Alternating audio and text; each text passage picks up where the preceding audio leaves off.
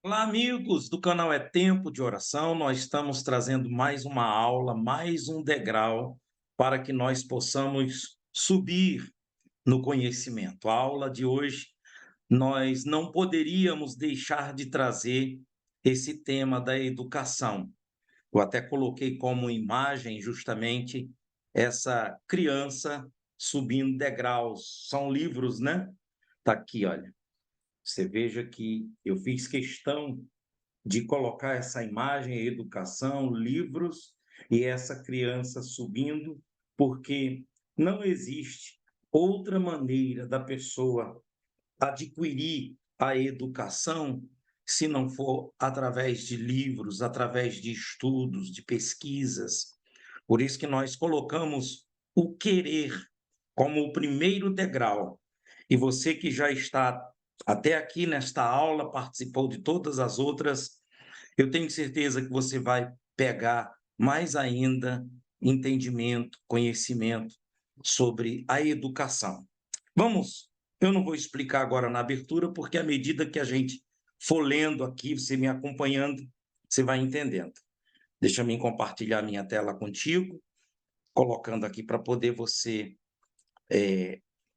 ler comigo, tá bom? Procure fazer suas anotações, você que vai fazer a avaliação. Então, é muito importante que você venha aprender. Educação. Vamos falar sobre educação. Que momento bom aqui, viu? Então, é o N1 de 10, quarta fase, educação, comunicação e ética, que é o que nós vamos estar falando. Então, vamos lá. Qual é o significado de educação? Educação é o ato de educar, de instruir, é polidez, é disciplinamento. No seu sentido mais amplo, educação significa o meio em que os hábitos, costumes e valores de uma comunidade são transferidos de uma geração para a geração seguinte. A educação vai se formando através de situações presenciadas e experiências vividas por cada indivíduo ao longo da vida. O conceito de educação engloba o nível de cortesia, delicadeza e civilidade demonstrada por um indivíduo e a sua capacidade de socialização. De acordo com o filósofo teórico da área da pedagogia, o René Hubert, a educação é um conjunto de ações e influências exercidas voluntariamente por um ser humano em outro. Essas ações pretendem alcançar um determinado propósito no indivíduo para que ele possa desempenhar alguma função nos contextos sociais, econômicos, culturais e políticos de uma sociedade. No sentido técnico, a educação é o processo contínuo de desenvolvimento das faculdades físicas, intelectuais e morais do ser humano, a fim de melhor se integrar na sociedade ou no seu próprio grupo. Educação é uma prática social que visa ao desenvolvimento do ser humano, de suas potencialidades, habilidades e competências. A educação, portanto, não se restringe à escola, somente à formalidade, a uma educação formal que nós vamos estar falando no decorrer desse estudo, dessa aula. A importância da educação. Qual é a importância da educação? Eu gostaria que os amigos atentassem para essa importância. A educação é essencial para a formação do cidadão e transformação da sociedade. A educação, ela é a responsável pela multiplicação do conhecimento e pelo desenvolvimento de habilidades úteis para a atuação do indivíduo em sua comunidade. A educação é um dos meios mais importantes para o desenvolvimento de uma sociedade. É exercida de uma forma que o indivíduo desenvolva suas habilidades. Segundo a Organização das Nações Unidas para a Educação, a Ciência e a Cultura, em uma instituição escolar, a educação é realizada além dos limites da educação formal, abrangendo aquilo que se aprende também no convívio social. Por meio da educação, produz-se conhecimento e, assim, em todas as camadas sociais de um país se desenvolve. E, assim, em todas as camadas sociais de um país se desenvolve. Eu não poderia deixar de incluir como degrau dessa escada, dessa subida aí, para que venhamos ter a nossa mente aberta, né? A nossa mente renovada, um tema tão relevante para o avanço dessa mente renovada, que é a educação. Muito bem, aqui nós vamos falar desses três diferentes tipos de educação. É plausível dizer que hoje os métodos de ensino podem ser divididos em três diferentes tipos de educação.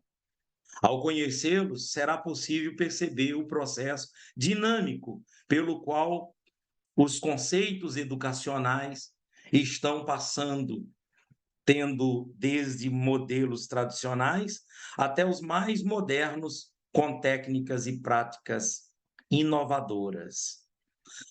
A educação formal, como nós falamos os três tipos, então são esses aqui: a educação formal, a educação não formal e a educação informal.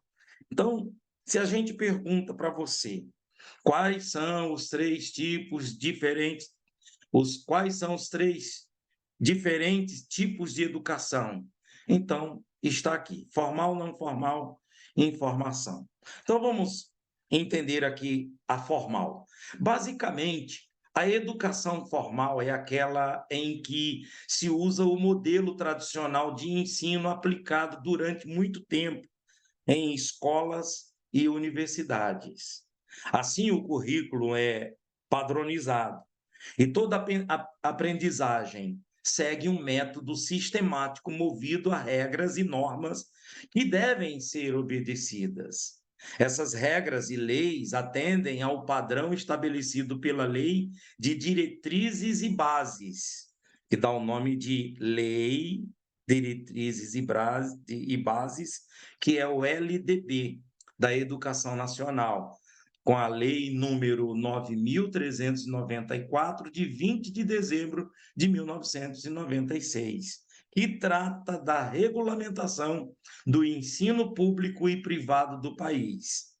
Seguindo essas premissas, a educação brasileira pode ser presencial ou à distância, sendo subdividida em pré-escola ou educação infantil, ensino fundamental, ensino médio, educação de jovens e adultos, que seria o EJA, na escola, no ensino, e o ensino técnico, o ensino superior, o pós-graduação, especialização, mestrado, doutorado, pós-doutorado.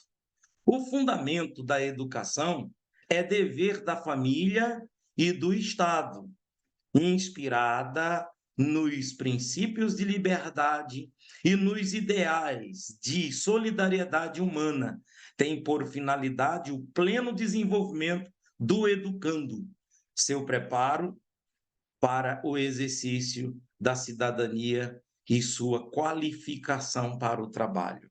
Então, aqui nós falamos sobre essa educação formal, que por isso que tem que seguir essa lei, é lei federal, e toda a educação, seja ela federal, estadual, municipal, tem como obrigação de seguir essa lei.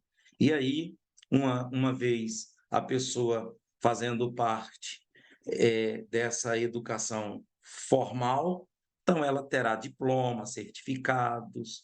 Já a não formal, está aqui, ó. A educação não formal foge do padrão tradicional e também das exigências legais estipuladas pela LDB, Lei de Diretrizes e Bases.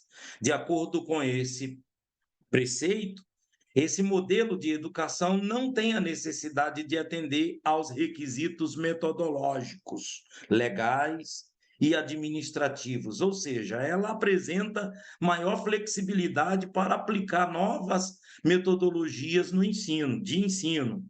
Em resumo, a não formalidade, ou esse tipo de educação não formal da educação, é vista como uma forma de complementar o que é aprendido e ensinado na educação formal, quer dizer, nas escolas, seja federais, seja escolas municipais, estaduais.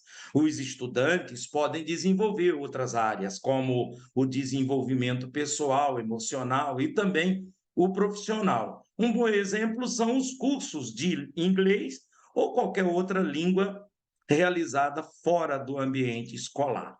Então, nós falamos sobre a educação não formal. Agora, explicando sobre a educação informal. Está aqui, ó. Esse tipo de educação também pode levar o nome de incidental, e também é importante como complemento tanto para a educação formal quanto para a não formal. O objetivo não é a aquisição de diplomas ou certificados, mas sim o desenvolvimento dos estudantes por meio da vivência, das vivências. O aprendizado, perdão, se dá ao longo da vida conforme o estudante vai tendo a oportunidade de entrar em contato com elementos vivos no cotidiano, como ler um livro, visitar um museu, acessar jogos educativos e até assistir documentos pela TV ou pela internet, que agrega mais informações e valores no seu aprendizado.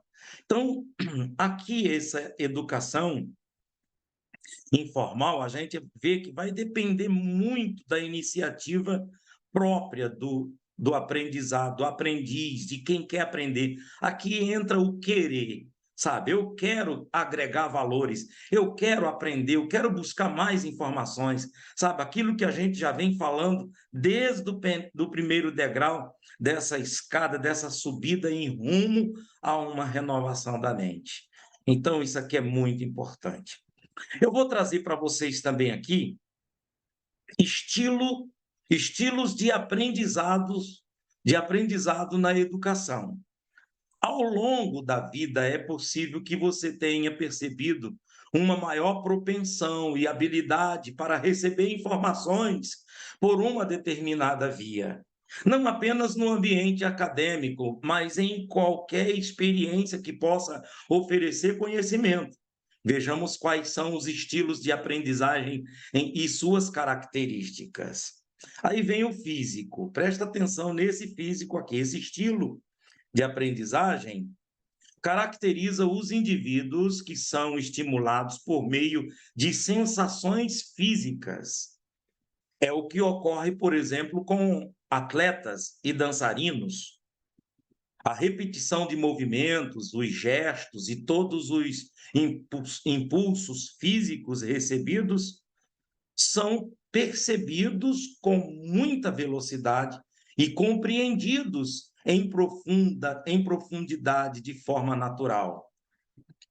Quem se identifica mais com esse tipo de atividade deve se dedicar a exercícios de aprendizagem que permitam o movimento, ainda que por meio de associações.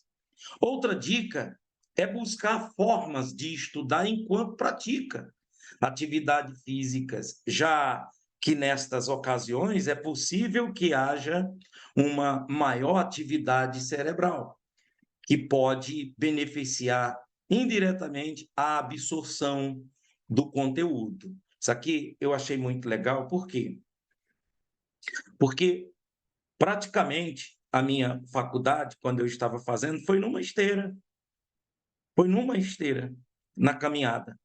Como o meu tempo corrido, programa de rádio, programa de televisão, reuniões, e tinha que fazer meu exercício físico, o que que eu fiz? Na minha esteira de caminhada, de correr, eu adaptei um suporte. E com essa adaptação do suporte que eu coloquei na esteira, então, enquanto eu estava caminhando, eu estava ali assistindo às aulas, eu estava ouvindo, e era eu correndo ali, mas passava muito rápido, porque normalmente os professores mandavam as aulas em vídeo e 40, 45 minutos, e eu ali aqueles 45 minutos, 1 hora, mas passava muito rápido. E eu conseguia pegar muita coisa ali, porque eu ficava concentrado, muito concentrado. Então, essa é uma maneira de pegar, de aprender, para as pessoas que se adaptam a isso, né? Que é o físico. O segundo é o matemático. Isso aqui é interessante também. Já não cabe muito para mim, porque eu sou difícil na matemática. Mas diz assim, ó, quem tem uma maior propensão a se adaptar com a absorção de conhecimento ligados ao campo da matemática, que envolvam números, raciocínio lógico e descoberta de padrões, tem esse estilo de aprendizagem. Se você se enquadra nele, é possível que tenha uma carreira ligada às ciências exatas. Nos estudos, a dica é buscar formas de aprendizado que se relacionem com a solução de problemas e deduções lógicas. Criar planilhas de estudo e resolver muitos exercícios, como provas e simulados, também serão uma boa forma de absorver melhor o conhecimento. Aí vem o linguístico. Esse linguista aqui, que é o terceiro, aqueles que se identificam com um estilo linguístico de aprendizagem têm grande facilidade de compreenderem e se expressarem com palavras, seja na forma escrita ou falada. Para eles, as informações são desenvolvidas com maior facilidade quando são recebidas na leitura. É possível que esses indivíduos também aprendam muito enquanto se expressam. Então, uma boa dica é buscar criar apresentações em que o objetivo do estudo seja compilado, consolidado e transformado em um texto. Então, essa parte aqui, ler livros, estudar os textos, ler, isso aqui também é muito bom. Também me adapto muito a esse estilo. E tem o musical. O musical, já os adeptos do estilo musical de aprendizagem têm grande capacidade de compreender, perceber e reproduzir ritmos e melodias. Ele está muito ligado, obviamente, às áreas da música e da poesia, embora seja possível se beneficiar dele em outros campos. A dica para essas pessoas é criar associações e relações entre o objeto do estudo e emoções que sejam estimulados por ritmos musicais. Além disso, alguns tipos de gêneros de músicas podem ter certo efeito, facilitando a concentração e, consequentemente, a capacidade de aprender. Aí vem o visual. Isso aqui é quando a pessoa ela tem a capacidade de estudar ouvindo músicas, né? Eu me atrapalho todinho, com barulho no ouvido, eu não consigo me concentrar. O visual, esse visual, você já se lembrou do rosto de uma pessoa e a reconheceu, mesmo tendo-a visto apenas uma vez ou há muito tempo atrás? Então, é possível que você seja uma das pessoas que tem mais facilidade de absorver conteúdo que tenha sido apresentado visualmente. O auxílio visual é extremamente útil para todas as pessoas, porque facilita o acesso às informações e possibilita que nos expressemos mais rapidamente e de forma abrangente. Mas quem tem uma predileção por esse estilo de aprendizagem precisa necessariamente criar estímulos visuais para ter melhores resultados. Muito bem. Aí vem esse sexto aqui, que é o interpessoal. Interpessoal, que é o trabalho em grupo, né? Esse é o estilo de aprendizagem que proporciona uma forma muito rica de aprendizagem, que é aquela no qual o conhecimento é melhor recebido pelos indivíduos quando eles têm contato com outras pessoas e recebem delas as experiências e pontos de vista. As pessoas que se encaixam neste grupo devem buscar realizar estudos de forma colaborativa e colocarem sempre o seu objeto ou assunto em discussão, estimulando a expressão de todos envolvidos em seu grupo. E, por fim, esse estilo de aprendizado que é o intrapessoal, que é muito importante também, essas pessoas que gostam de aprender sozinhas, num quarto, num escritório, que ficam, sabe, como se estivesse isolado, mas só Deus sabe o quanto ela está aprendendo, porque você sabe de que essas pessoas que elas se isolam para estudar de uma forma assim intrapessoal. E eu gosto também muito de entrar num quarto, de estar no meu escritório, se sentar ali, começar a estudar. É muito legal. Então vamos ver isso aqui agora. Intrapessoal. Por fim, o estilo intrapessoal de aprendizagem, que é o exato oposto do anterior, desse aqui, onde nós fizemos do interpessoal, trabalho em grupo, né? Completamente oposto. As pessoas que têm uma maior predisposição a ele pode ser perturbadas facilmente e perderem a concentração. Elas precisam estar em um estado de espírito introspectivo para terem uma maior capacidade de absorção de conhecimento ou do conhecimento.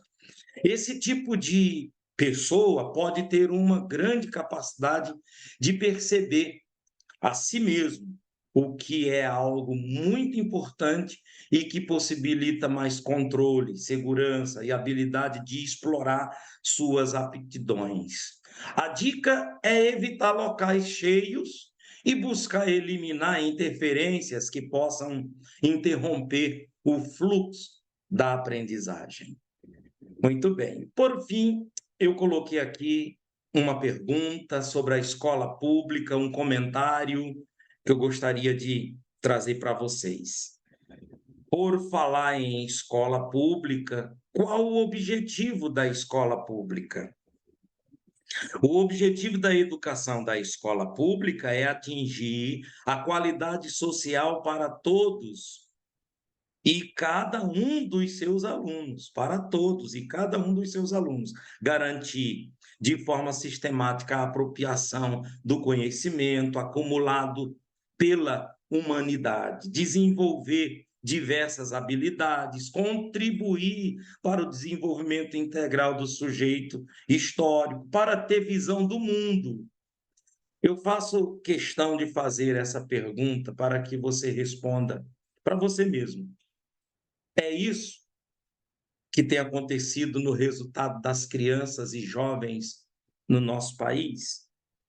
É isso que as nossas políticas públicas, dentro dessa ramificação da educação, que tem feito para os nossos estudantes? Como tem sido a educação pública no nosso país? Como tem sido? Qual é o resultado?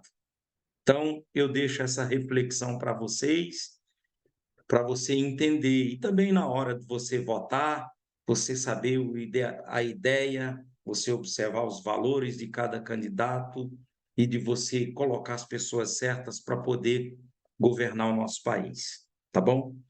Muito bem. Eu trouxe para todos vocês esse degrau falando sobre a educação, sobre a formalidade, a informalidade, enfim. Espero que você tenha aprendido, tenha gostado, e eu quero dizer para você, amigo, vamos subindo esses degraus, vamos aprendendo. Se você ficou até agora assistindo esse vídeo e assistiu pela primeira vez, você deve voltar ao primeiro degrau, lá atrás, dentro aqui da playlist. Você deve voltar para poder você seguir degrau após degrau e aprendendo, tá bom? Que Deus abençoe todos vocês. Se você não é inscrito no canal, se inscreva, compartilhe com alguém essa aula falando sobre a educação e até a próxima. Deus abençoe.